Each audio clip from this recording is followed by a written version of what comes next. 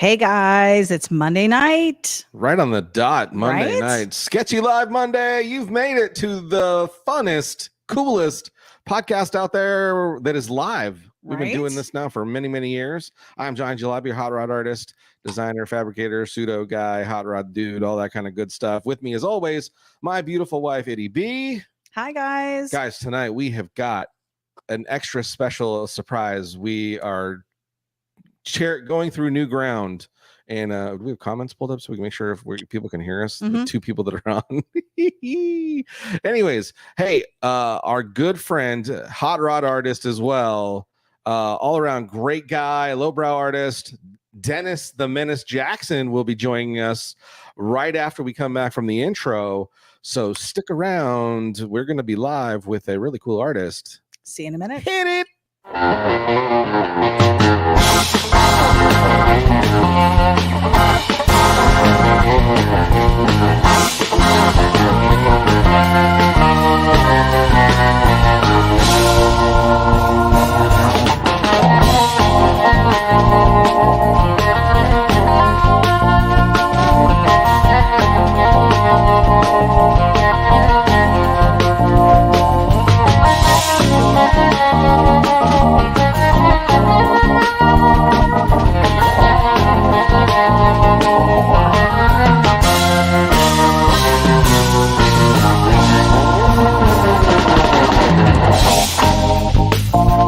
You made it now. Sketchy Live is on its own. You made it. Ooh, ooh, ooh. It's Sketchy Live Monday, the podcast. Guys. Hey, tonight we've got some really cool stuff going on. I am John Jalabi, hot rod artist, and with me, as always, my beautiful wife, ItyB. Guys, we've got a major surprise for you. We've finally figured out the technology is all aligned. We know it's a memorial. We know you've been outside barbecuing and maybe having a beverage or two. But we got a special guest in the house. Should we make him wait for like an hour and a half? No, we're going to bring him on really quickly. It's our good friend, hot rod artist, lowbrow artist, hot rod dude. He's all those things. I've never actually met the guy in person, but I've been following his art for a long time. It's Dennis the Menace Jackson. What's up, dude? What's up? How are you guys? In the flesh. Yes. Indeed. Dude, we're so excited that you're here, man. How you doing? I'm doing great. How are you doing? Awesome. Did you partake in the barbecue festivities or any of that good stuff today? I absolutely barbecued with my family today, and it was definitely a good time. Nice. You know, it's Memorial Day. We get a day. You know, I get a day off from work, and you know, have to thank everybody who lost their lives for that. Absolutely. Yeah, a lot of people sometimes forget that this is a memorial time, and it's for reflecting and different stuff like that. Some get it confused with veterans and the other celebration type days, but it is still a good day to reflect and have a good time and take a good day off. I know I did. Yeah, it was good. Yeah. Oh yeah. Hey, so before we get into the deep depth questions of who you are, what you're about, what you've been doing, ItyB, we do a little thing that we do because we're live, and this is something that we pride ourselves on, Dennis, is that we are an interactive podcast. Okay. We have people all over the world, all over the country that come and show up every Monday night and hang out with us live. But the biggest thing we do is we interact with them. So ItyB, who is on the broadcast? We have got some viewers. Frank Pupello is joining us. He says it's time for my favorite show. Go Johnny and ItyB. What's up, Frank? Philip Pearson joining us. Y'all are awesome, he says. And then he said sweet about our guest. That's right. We've got Bjorn Dahl joining us. Hey. Lizzie said she wasn't notified when we were on. Huh. Interesting. The notification should have gone out. We are streaming live on Facebook and YouTube. We'll definitely send an email out. Paul Marziani is joining us from Bradenton. Lizzie's posting her YouTube channel, Ms. Butterfree 34. Go check it out. She's got some cool things over there. She said, hello, you two of my favorite peeps this week. Just this week. No. Yeah. We've got Cam McNulty. Hey guys, love you both. Blessings. Howard Pierpont joining us, 86 and overcast, back in Mineola, Texas today. So there is a great example of why we do this interactive podcast there, Dennis, is Howard Pierpont has been since we started.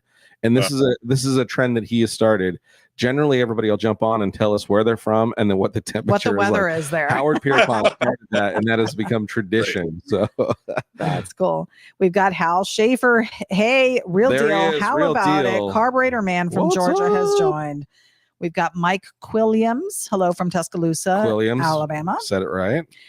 We've got Brian and Lisa McCoy from Kuyan Customs in the house. Yep. And we've got the Kinnerys joining us, Diane and Ray. So I was looking at the... Oh, you're jumping right into it, eh? Well, because it says it's Hal Schaefer, and this is Schaefer on here as well. Is it the same? Is it Hal Schaefer? Probably not. From this? It might be. Let's see. Does that look like a carburetor? That's not the same. Oh, I saw Schaefer and I was like, I wonder if he's part of it. Trying to make, well, maybe we'll try to get you some other sponsors as well. We'll just start volunteering other people's businesses. Oh my goodness. That's funny. Hey, so, well, we're so happy that you're here, Dennis the Menace. Tell us about you, where you're from, what you've been doing, what you're all about, how you got into art. All of our people that are on the broadcast right now are itching to know, who are you? Why are we even have you on? No, not like that, but like. Well, you want to start with my nickname? Sure, yes, let's do that. Nickname. Oh, you mean it's not like a cool hip thing that some guy gave you? And no, right. Well, sort of. I have an older brother, and he's 2.5 years older than I am. And before I was born, my parents, told him, you're going to have a baby brother, little brother. And they asked him, what do you want to name your little brother? Okay. And he literally had this toy Dennis the Menace doll. Nice. They made that was like his favorite toy, and he told them he wanted to name me Dennis. Okay. And that's what they named me after. Nice. Dennis the Menace, after the toy. I could have been named George or something, Curious George, or who knows? Optimus Prime or something. Right. Or Optimus, or something. Yeah. Who knows? But that was 72. So Optimus Prime, I don't even think. Yeah, not yet. So did the Menace part come from Dennis, or did you earn that? You grew into it sounds like. I kind of grew into it for sure. And when I was like 11 or 12 and like early teens, I got into punk rock. And all punk rockers had, weird nicknames and things like that. Right.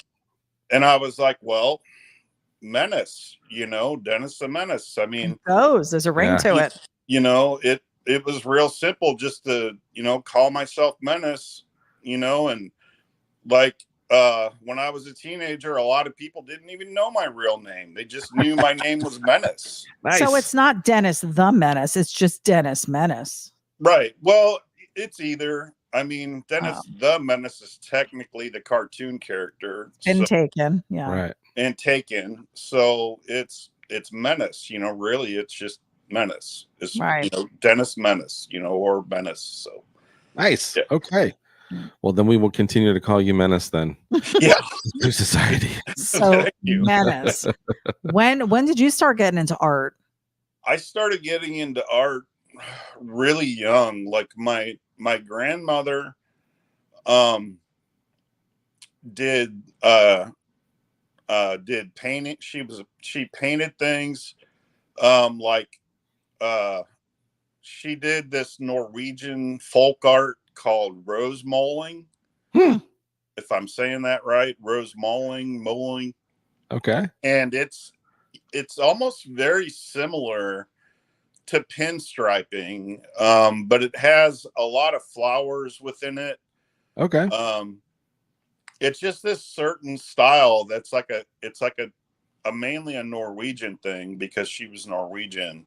And my grandfather would make he would build like wood trash cans or make different things out of wood, and she would paint them, you know, and give them, you know, and it was just something that she would do. She didn't sell these things or anything. Right. Just gave them to family and friends and whatnot. But she always had paints and things when I was over there. So she started me, you know, kind of drawing and painting and doing things. And then I also had an aunt who was my dad's youngest half sister, and she lived with us for a little while, and she was going to school for advertising to be an artist within advertising. And she had the art desk and the studio desk, and, you know, and that just fascinated me. And I used to sit there and watch her draw and do projects, because there's nothing like a big art desk. I know. Yeah. And so my parents, when I was really young, they got me like an actual, you know, artist studio desk. Nice. And so that always made me like, you know, you're a little kid and you've got this big old studio desk, you know, right. You just think, you know, you really want to strive to like try and do something and like do art. And that aunt, my aunt, her name was Cindy Jackson, and you can Google Cindy Jackson, and she ended up becoming a world-renowned sculptor. Oh, wow. So if you Google Cindy Jackson, you can see all of her sculptures. It'll start coming up on Google. Cindy Jackson's amazing. We lost her a few years ago. She did a lot of copper sculptures and a lot of different sculptures, and the different chemicals and things that she was, I guess she didn't, you know, use enough like mask or protection or whatever, but it, you know, it ended up causing her major health problems, and she passed away rather young. Which for a lot of people back in you know, when you go back and you look at the early days of a lot of artists, even the old time hot rod guys that were spraying, like Watson, were spraying, you know, right, cars with no mask whatsoever. No mask at all in a garage, just completely inhaling it all. And then you wonder, I wonder what that guy passed away from. You know, when I was young and I had that desk, like I would build car models because I was obsessed with cars. Yeah. And I would build car models, and I can remember my mom like knocking on the door of the room and being like, "Open a window," you know, from the enamel paint and the thinner, the glue and all that fumes in the room. And I was probably high as a kite and didn't even know it. Well, now when you're a little kid, that's a cool beginning. So right from the jump, he's destined to set become up for success for artists. Yeah. So hey, so we got some comments. Let's hear what folks are saying. Let's see if there's any questions for you. We've got Chris Malinsky joining us from Detroit. Hey gang, happy Memorial Day. We've got Dan Evans, our buddy. What's up, Dan? Dan Evans down here in Dunedin, Florida. Well, the weather's the same as yours. We've got Hank Von Dizzle from the Underground Laboratory. Nice. Hank D is our awesome web designer. Go check out johnnyjalopy.com. So cool.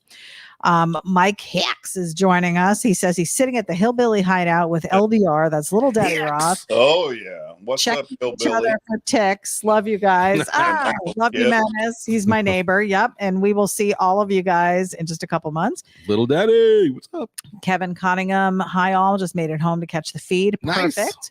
We've got Matt Williams. Good evening, fellow artists. Welcome to you, sir. Hot Rod Hangout podcast is joining us. The Hot Rod Hangout podcast. How's it going, folks over there? Yep. On there. That's just recently, right? Yeah. Yeah. Fantastic. And we've got Bob Gore joining us. Bob Gore. What's going on, Bob Gore? Great to see you on. Yeah. So you had a love of cars from a little kid. You were building at your art desk, obviously trying to do some artwork as well, but you started building cars. So is that where the passion for hot rods and different stuff came from, or was that kind of in your family? no, like there really wasn't. It was just something like I talked to. I didn't really have any influences as far as family wise that were heavy into cars. I had a granduncle that had a few cars, but I, it was just something from very young that I just got attracted to. Mhm. Motorcycles, cars, like there was just something about the engines and just the craziness of it. And, I don't really, it was just natural for me to be addicted to it. I mean, I didn't have influences, my dad didn't work on cars in the garage. I didn't have like a neighbor, you know what I mean, that I would check out or anything. It was just natural for me. Wow. Yeah. Do you have some projects that you're working on right now? I have a 54 Mercury. Nice. That's a project. That's Still. right. Yep. Mm-hmm. It was chopped by Gene Winfield and Voodoo Larry and Tim Dempsey and a few other builders. That was chopped several years ago in Chicago at the Motorama. And I haven't worked on it or had the means to work on it for a while, but upcoming soon, some guys in my car club are going to help me get it into driver form. Nice. And then we'll go from there and see, how far we're going to take it. I was almost ready to just rattle can paint it. Hey, it's been done. It's, like it's a custom, but rattle can, I don't care. Why not? Yeah. I have a 26 Model T that's right. chopped, channeled, and set up to drag race, and that's rattle canned. Yeah. It'll do 12.0 to 110. Yeah, it's a sweet ride. Mile. Yeah. Yeah, thank you. But yours is one of those cars I always looked at and went, man, I gotta get one of those. So fun. cool. So you've got some cool stuff in the shop. Nice. There's another thing I have. The other car I have is a 1977 Chevy van. And right now there's this local artist, Van Gogh. And we're both doing airbrushing my van and putting a mural on it. Nice. Like a throwback 70s style giant mural on the side of this van. We've got over 20 hours in it right now. Wow. Is his first name Bo? No, his first name's John. There's a lot of Van Goghs. Yeah, there was a Bo Van Gogh. Okay. Yeah. I thought maybe I knew who it was. He's in his 70s. Oh wow. He's like a local St. Louis legend. Like he's just he's been doing it since he's the real deal. Like I always say he is custom culture. Nice. Because he's been painting motorcycles and striping hot rods and doing sign lettering and doing murals, since before I was born, like literally. So yeah. Yeah. He's just one of the old school custom guys. Sure. That's cool. That's awesome. And what's the mural of? It's or are you kind of keeping it on wraps? No, some people have seen it, and the basic premise of the mural is the archangel defeating the devil. Okay. Ooh, I like it. So that's the basic premise. I have a tattoo on my back of the archangel defeating the devil, and it's more of a traditional tattoo style image, and the image we're doing on the van is more of a Frank Frazetta Boris style image. Sweet. So what's on the van looks absolutely nothing like what's on my back. But it will be cool, I'm sure. There's nothing cooler than a van with a big ass mural on the side of it. Right. We've got Santa John Enoch joining us from the North Pole. He says, What's up, Hound Dog Howdy. Sean Fowler said, I can't believe Johnny and Dennis on one screen. Hell yeah. What's up, Sean? We've got Mr. Dana Baldwin joined late. Hello from CGAZ, which is Casa Grande, Arizona. Nice. Casa Grande. Casa Grande.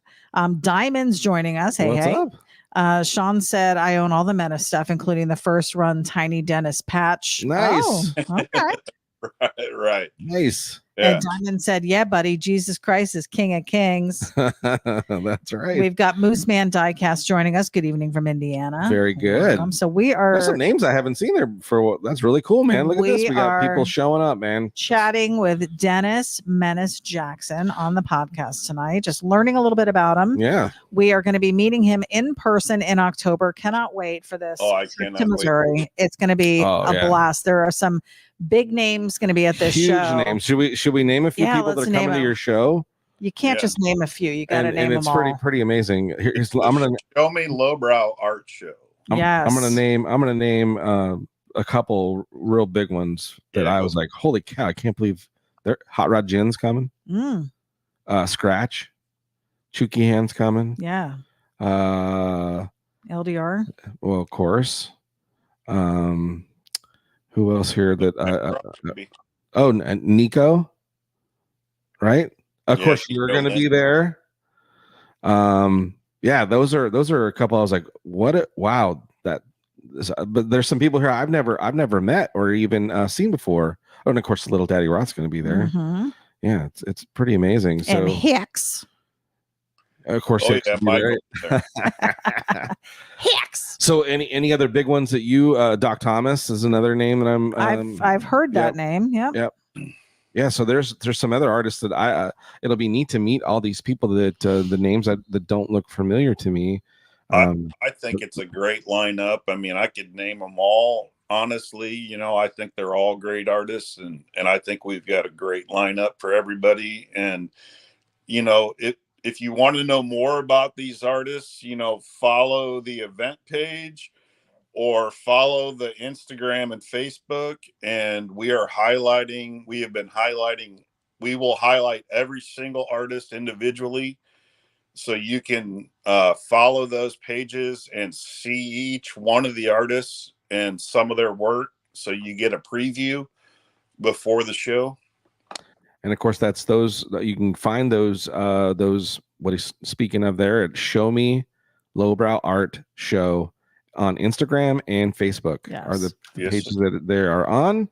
And the show itself will be in St. Louis, Missouri, and October 20th, 2024, from 10 a.m. to 5 p.m.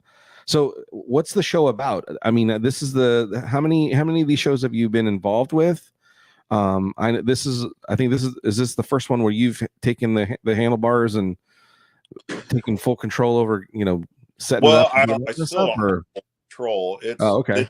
It takes a group to do this, Sure. This is the second year, and last year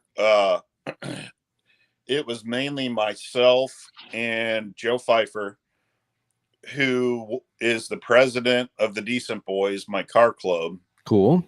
And I'm vice president.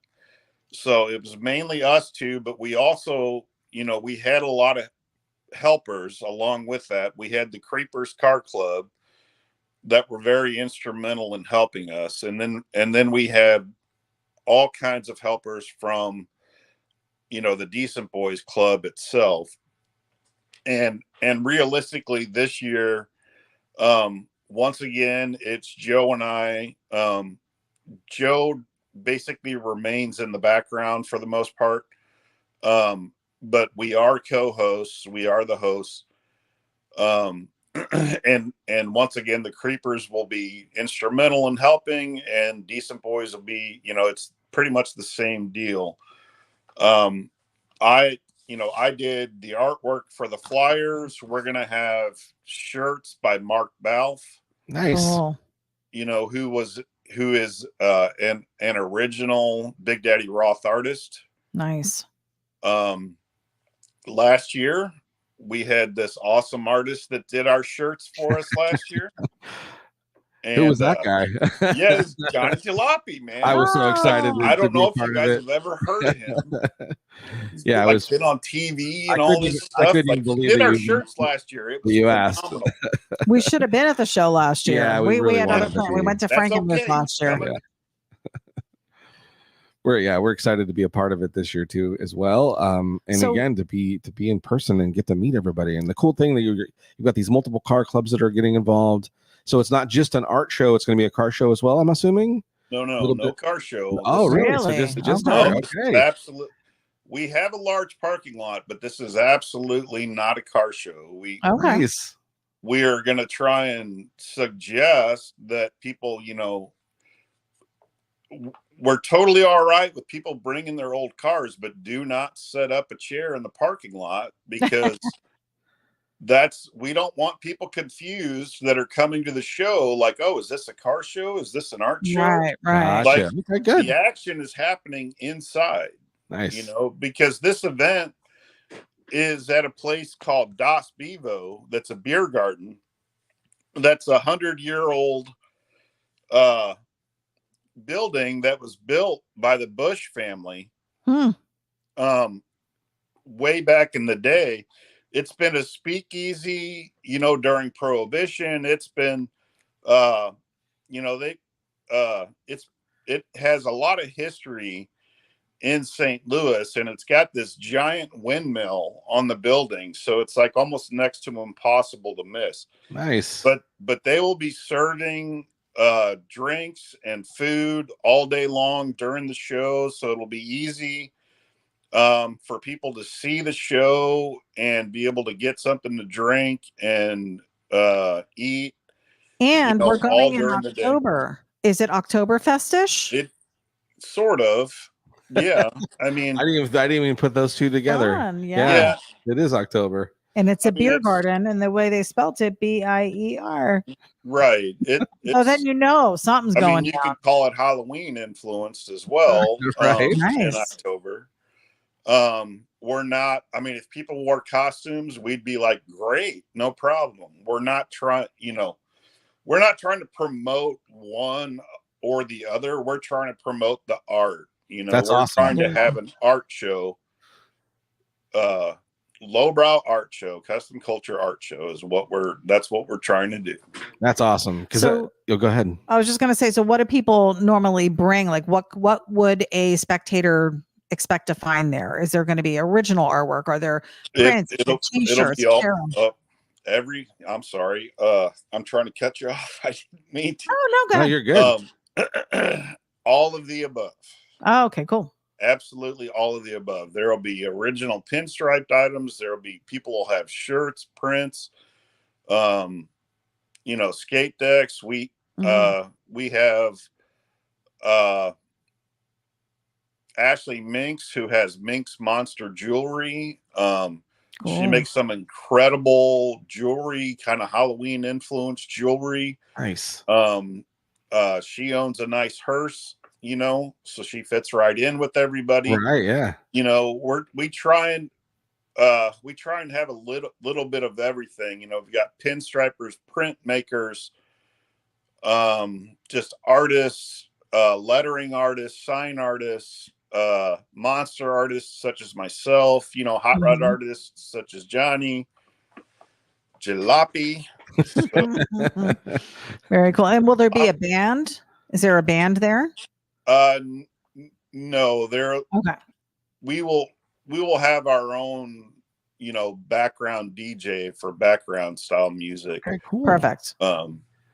So that's awesome. So really, and again, I love the fact that what you're doing, unlike what a lot of people try to attempt, is when they do a lowbrow art thing, it ends up being, as you stated, sometimes it ends up being more of a car show than an art show, or if you bring bands in, then sometimes the focus becomes on music and not so much the art. Here's where you guys are. I think it's really cool that you're saying, listen, we love all those things, but we really want to give time to the culture and the artists that make art and focus in on what they do and how we do it, and allow folks to get to see it without any distraction other than just the amount of cool other things you'll get to look at and see and meet and stuff. That's really cool. And we just did Autorama back in March, and there was a period of time where I couldn't even hear what questions people were trying to ask us about our merchandise and stuff like that, because the band was playing. Although the band was great, it did take away from some of the interaction we were able to have with people. I think it's really cool that I like it that the obviously whole focus is going to be art. There'll be music playing and stuff like that, but more background than anything else. Yeah, that's great. Very cool.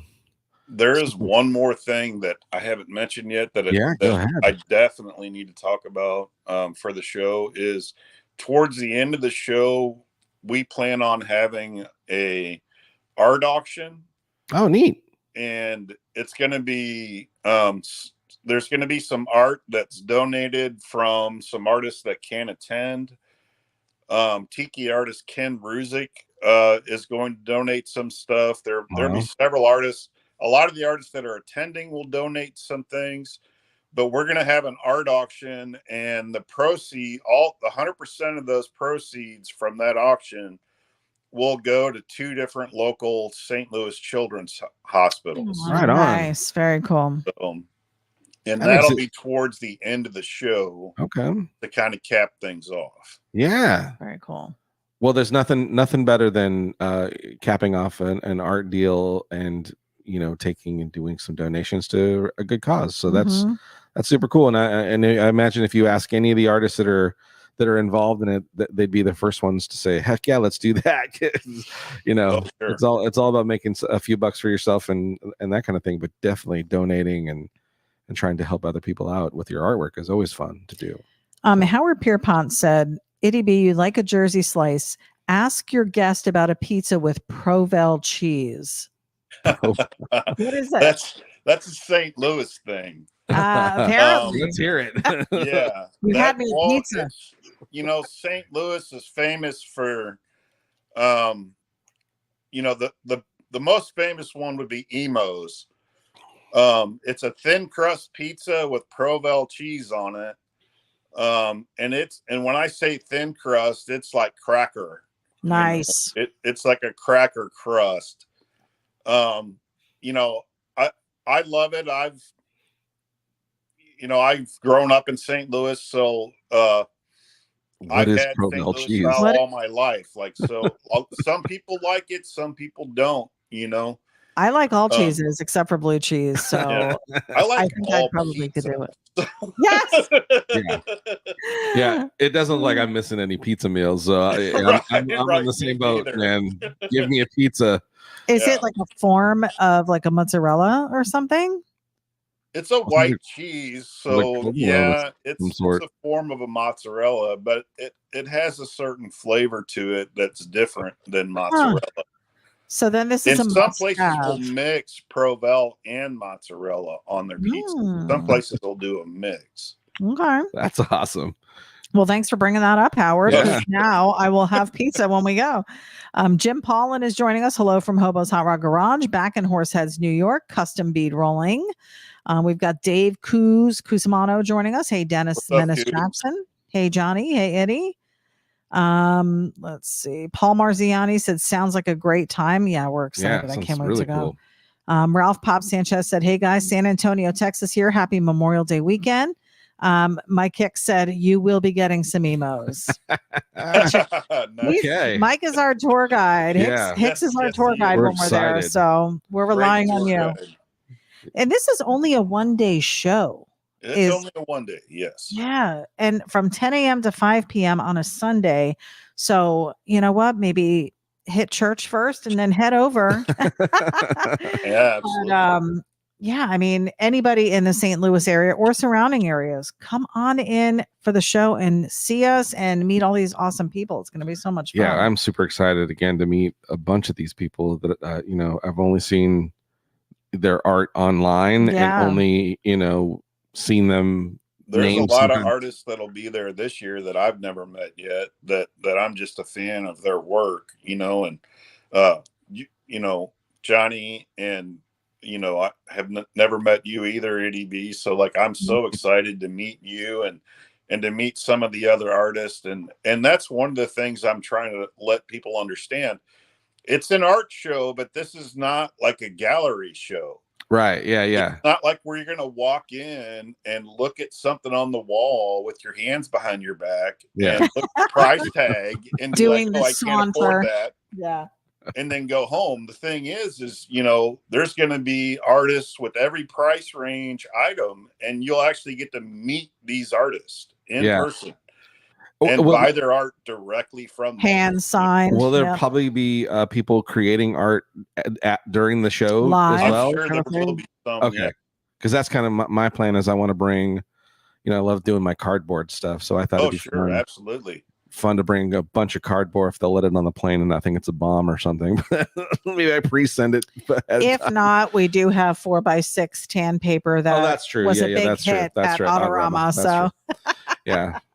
Hey man, so I've been just wanted to touch on some of your own art that you know, of this new series of stuff that you've been doing. What inspired you to start doing creating some of this new art that you've been doing? I've really been kind of digging it. It's where you've been kind of taking photographs and then creating artwork on top of photographs. Is that how you're doing it? Yeah, there's a local artist around here. And she's a really good friend of mine, Kelly Lee, and of Hype of Type is what her deal is called. And she'll go around to flea markets and thrift stores and pick up different items. Sometimes it's like, you know, portraits of Jesus or, you know, just like other things. And she's a letter artist. Okay. She has all styles of letters that she does. Mm-hmm. And so she'll take like these different images, you know, from thrift stores, and she'll do lettering on them. Okay. And a lot of it's kind of risque type statements sometimes. Sure. You know, or like she'll have a portrait of Jesus and it'll say, "Don't do coke in our bathroom." Right. You know, it's some playful, you know, playful risque type, you know. Sure. But her work is amazing, and so I don't exactly know where I thought of the idea, but I just one day was messing around and printed off the yellow Fang dragster, right? Because it's a Little Daddy Roth, you know, I mean, Big Daddy Roth, you know, car. Mm-hmm. And I wanted to I saw this picture of it. I thought the picture was great. And I thought, I'm going to print this off and then I'm going to put the Ed Newton monster that Little Daddy Roth uses in this dragster. So it was just really something I was just messing around, and I put him in the dragster, and then I drew a couple little monsters standing there. Mm-hmm. And the reaction to it was just incredible. Everybody loved it. It was just amazing. Super cool. Little Daddy loved it, you know. And I just, you know, so I was like, well, this was fun. You know, let me print another picture and do another one. And once again, the reaction was just crazy. That's cool for it. And I was like, man, I think I found something here. Yeah. You know, like, and sure enough, like I continue to make these monsters. And sometimes I use pictures I've taken or old school pictures. Most recently I did one with the uncertainty. I put a monster in there, and that one I'm gonna try and send to Dave Schutten. Nice.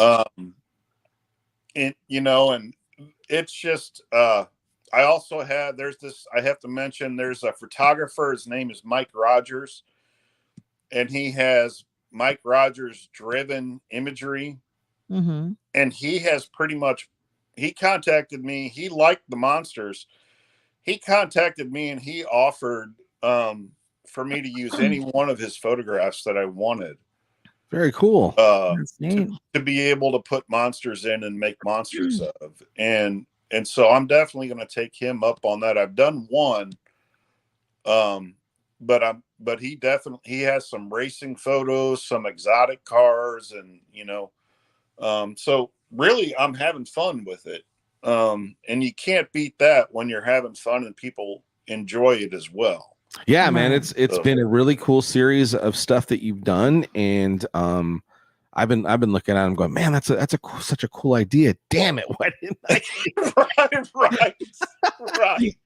I'm sure there's a few people. It's something I think as artists, you are all struggling to find something different, like a unique new perspective. That's always the struggle, is you're trying to find something done already. or even hasn't been done for a long time type of stuff. It's challenging, and especially when you start getting into a rut of like you're doing some things and then you get stuck, and then you're like, oh man, if I could just come up with a new idea, and then somebody like Dennis just pops up this brilliant idea of creating this new kind of artwork, and it just makes you go, damn it, why didn't I think of that? So fantastic, man. I've been excited following what you've been doing and seeing what you've been creating, and can't wait to hopefully see some of that stuff up close. Yeah. I'm assuming you're going to bring some of that to the show. Absolutely. Very cool. Yeah. I might have to grab one from you and purchase one of those bad boys and get it in my house. Awesome. It's really cool. Diamonds is saying, I'm with ItyB, but Provel is a mix of white, cheddar, Swiss, and provolone. Okay. I don't see anything wrong with any of those cheeses. Brad Palmer, Fat Bastard says, hi all, and a cool thing happened. I won a wine rack from Paul Sr., American Chopper, Mr. Tuttle, Paul Jr., and Mikey. I asked for him to forward the wine rack on to you two. Oh. What? Are you kidding me? Wow. So we're going to get a package? Oh my gosh, Could that's you imagine? So cool. From Paul Sr.? Tuttles? Okay. Didn't we saw him? Didn't we see Junior at the fair that one year? Well, yeah, that was a couple years ago. It was a walk by. We didn't stop and talk to him. There was a line longer than the Tilt-A-Whirl. He's pretty. Yeah, I had to get you to the Tilt-A-Whirl. How to get to Tilt-A-Whirl? Where's your camera? Oh, we were losing connection, so I just dropped it out. Yeah. Okay. He said it's okay if you receive it, the wine rack, to sell as piece or parts for your car build. Someone might want to buy it. I would want to keep it. Yeah, why right? I'm gonna see if I can get back in. Yeah. Oh man. So what other kinds of things are you into? What are some of your hobbies outside of art, or is that all you do? Well, the way you said that. Yeah, I'm a machinist for a living. Oh, okay. And aerospace machinist, and that takes up a lot of my time, which unfortunately doesn't allow me, like, the art is my hobby. Like, I've done art all my life. Right. It's only within the last few years that I started trying to sell it. Really? Okay. And it's still really just a hobby, like, I have a full-time job, it keeps me from traveling too much. Yeah, I hear you, man. Yeah. Which, yeah. It's something, the art is something that I have always done and I will always do. So it's nice to be able to do a little business and be able to travel here, and and the art show is incredible because now I can bring people to me. Yeah, that's great. That's a cool way. It's a cool way to do it. We need to start some of that stuff. Oh, it would be so neat to do. I totally encourage more artists to start more of these art shows. I think it's great. Pat Lannis has been doing one in Kansas City, and then Dennis McPhail has been doing one for years. That he'll do it for a couple years and then take it away and then do it. But he has done basically the same type deal at his tattoo studio. Right. Yeah. So and there was another artist, Jay Hollopeter, who's a really good buddy of mine. He was from Oklahoma. He was discussing with me about potentially doing one out there, and I was like, do it, go for it, you know. Like more of these around the country. Like I think it's a great idea. Yeah, for sure. Something to think about, because we have quite a few talented people here in Florida, like Tony Squindo. I'm thinking would be great. Yeah. Nate Greco. I Nate invited Greco, Tony Chris Custer. last year, so and I think I tried to get a hold of him this year. I don't remember. He's a busy dude. He is. He is, and it's a good ways to travel. Yeah. You know, you guys are in Florida, St. Louis. It's a good ways to travel. It's a little bit of a little trek, but we are excited to go because it's an area that I've definitely wanted to come visit, and of course, to get to hang out with Hicks and Little Daddy Roth is that was the incentive that's right family there. right there. And then of course to get to hang out with you, man, it's gonna be so cool because the Hicks and Little Daddy speak highly of you, and all the pictures we keep seeing with you guys having fun, it just makes me go, dang it, I want to go. We're gonna go there and we're gonna be like, we need a summer house here. Probably that'll be the third place we're already looking for a summer house in Michigan, so we miss our peeps up there. Yeah. So what are some shows that obviously with working full time and the type of job that you have you been able to go to any other bigger shows and be involved? One of the biggest shows that I try and make constantly is Vintage Torque Fest. Okay. Yep. Vintage Torque Fest is real special to me because they do Asphalt Fiends coloring book. Right. Yep. And I've been a part of Asphalt Fiends coloring book for many years. Yes, and you have. As you know, this year, John Wells had stopped doing Asphalt Fiends for a couple years because he didn't have the time to be able to do it. And I stepped in and finally convinced him to allow me to gather all the images for it and all the info and basically be the curator for it. Nice. And this was completely a volunteer position. Sure.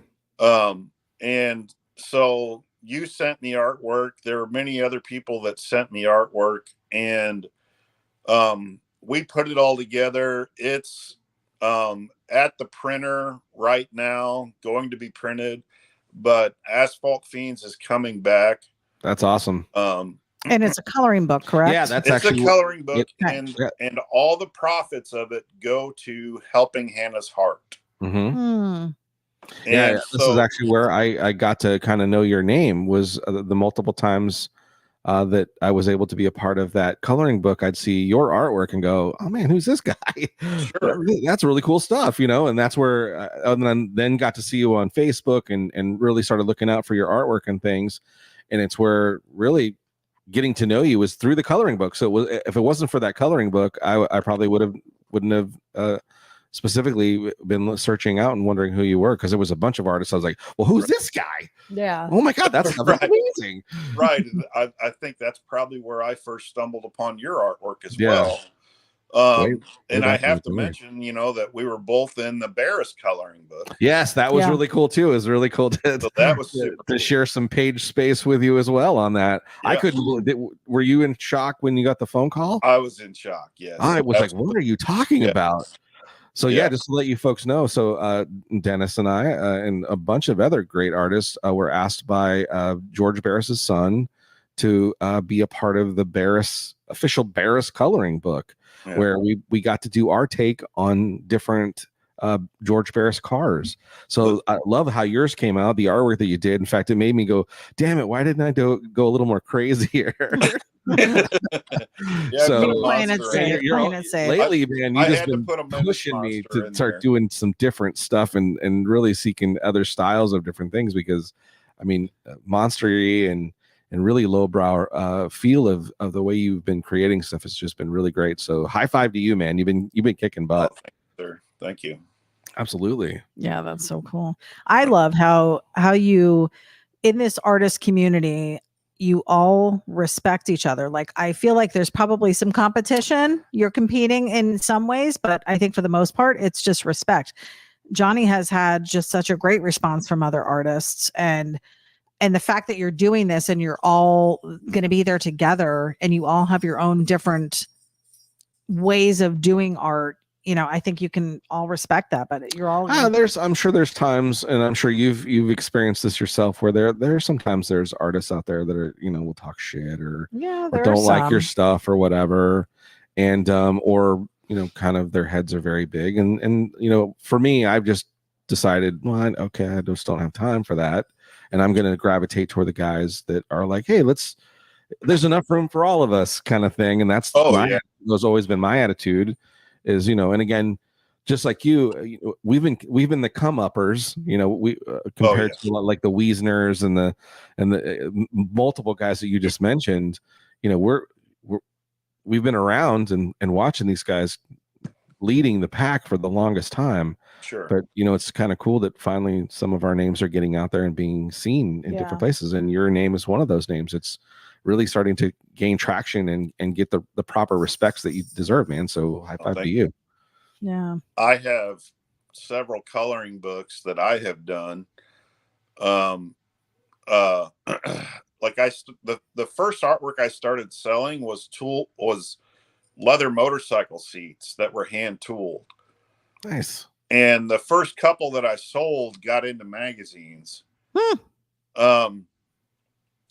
But it wasn't, it took so many tools and so many supplies, and it took so long to do them. And I couldn't find a large customer base for it. And while I was working on some of those seats, I did this coloring book as a present for my nieces for Halloween, and it was just like monster heads. Right. And as my nieces were growing up, they would ask me to draw them monsters so that they could color. Aww. And so I had this idea, let me put them all together and make a book for them. Right. And so I made this coloring book for them. And then I posted it, and people just went gaga for it. Yeah. And wanted it. And I was like, oh, okay. So I started selling some, and like the place I had it printed at, I was able to get it printed pretty reasonable. So I gave some to my nieces. I sold a bunch to friends, and I had a lot left over, and I was like, well, what am I going to do with all these? Like, I hadn't started vending at car shows or anything yet. Right. I had just barely started an art business with the seats. And I thought to myself, it was getting close to Halloween, and I was like, man, what about all those kids in the children's hospital that are in there on Halloween and can't go trick-or-treating and all that stuff? Right. And so I sent an email to the different, we have 3 local children's hospitals that are some of the best in the country. And I sent emails to all 3 of them with pictures of the books, would this be allowed? Can I donate this? And 2 of them one of them said, oh, they're too scary. And I said, okay. And then 2 of them came back and said, absolutely, and you can bring them down and donate them. And so since 2015, every year I donate some of my first coloring books with just the monster heads to 2 of the local children's hospitals here. Oh, that's so awesome. Neat. And another thing I've done with those books is I've used them as like a business card. Like, I'm sure you remember years ago, I said, hey, Johnny, can I send you some free coloring books? I remember, and I still have them. Yeah. And so car builders, car painters, other artists, I would just hit people within the industry up and say, hey, give me an address and I'll send you some free coloring books. And and I use those to build relationships. Basically. Yeah, I mean, it worked. and there were so many artists, I can't even tell you, so many artists that were like, oh, you're going to send me some stuff. Well, I'm going to send you some. Yeah. You know, and I can't even tell you, like, the amount of stuff I got back. I was like, oh my God, like, you guys are, you know, that's just too much. Like, you know, these things didn't cost, you know, Gerald Tidwell probably sent me 3 books. Wow. Way back then. And I was like, oh, dude. You're like, can you that's see some paintbrushes? Like, you're so generous. Like, it's yeah, you know. That's so neat. We do have a question. Oh, so Bjorn Dahl said, what are some of the pitfalls I can avoid while trying to get artwork seen? I'm having some self-doubt on trying to get started. So maybe go ahead and take this one, Menace, and then maybe Johnny, you can jump in. Yeah, that's a great question. We've all been I'm not sure that I understand. He's starting out as an artist. He's an artist now, and he's trying to get his name out there, get his product more seen. than likely he's kind of in the realms right now, probably creating a bunch of artwork, and has hit that wall, you know. And I'm sure you've been there, and I know I've been there, where you're like, okay, I'd really want to get out there and start letting people see it. What are some of the pitfalls? Like, the first pitfall I can tell you is generally, if you just want people to see it, you know, go to a car show, bring them to stuff, just set up a table, let people look at it. You don't even have to ask people to buy things. They may offer to buy them from you, but that's a great way for people to start seeing your stuff. And then the pitfall that I know was the hard part to do was pricing anything. It was tough because you're looking at the prices of a lot of well-known artists or people that you are familiar with and going, man, mine is valuable as theirs. And it can be a pitfall because it's a lot of confidence of where you find the quality of your art and what you want to sell. Would you agree with that, Dennis? I totally agree with pricing. Was always, even to this day, pricing is hard for me on different you know, because I want people to buy it. I want people to be able to afford to buy it, but at the same time, I don't want, you know, if I price too low, then I'm doing a disservice to other artists, you know, honestly. But if I'm overpriced, then I don't feel like they're going to buy it, you know? Right. And as far as pricing, like, I always want, you know, I want people to, you know, feel like they received something of value for what they paid. Right. You know, and absolutely, Johnny, you're right. Like, you know, set up at a car show, find your local church car show. Yeah. Get a tent, get a table, set up, put your stuff out there, you know, and do that as many times as you possibly can, you know. And I know for us, we first started posting on, excuse me, on Facebook. Facebook was our platform for selling for years. We didn't start a website until 2020. Sure. Was it? It was during the pandemic, I think. It sounds like Bjorn's, like, because his what he's saying here is he goes, I'm having some self-doubt on trying to get started. Yeah. So what I would say is if you have a passion for doing artwork in general, then make artwork. Don't make it because you're hoping to make money. Right. Do it because you love to do it. Right. Then, as we're saying, if you'd like to sell your stuff, which all artists want, I mean, that's what we hope to do, is we want to put it in people's hands. But the only way you're going to do that is you got to get out there and you got to let people see it. Right. So my suggestion, and like you said, go to a church one. Everybody's going to be so friendly there. That's the thing. They're going to be very willing to look at your artwork and be friendly and kind and all that kind of stuff. So the haters are going to be less there. There'll be some haters still, but let people just look at it. And then inevitably what's going to happen is someone's going to go, well, what do you want for that? Right. And then just throw a price out there. And you know what? Even if you sell something that's worth $50 and you sell for $10 your first time, and you'll know, man, I really wish I could have got more for it. Well, then next time ask more for it. Don't be afraid to price your stuff what you think it's worth, but you will learn. You can price it a certain way, thinking it's worth this much, and then you may not sell any. Like right, Dennis, you said that you may price yourself out of selling any of it, but then you may undercut yourself, and you don't want to do that as well. So it's a tough road, but it takes time.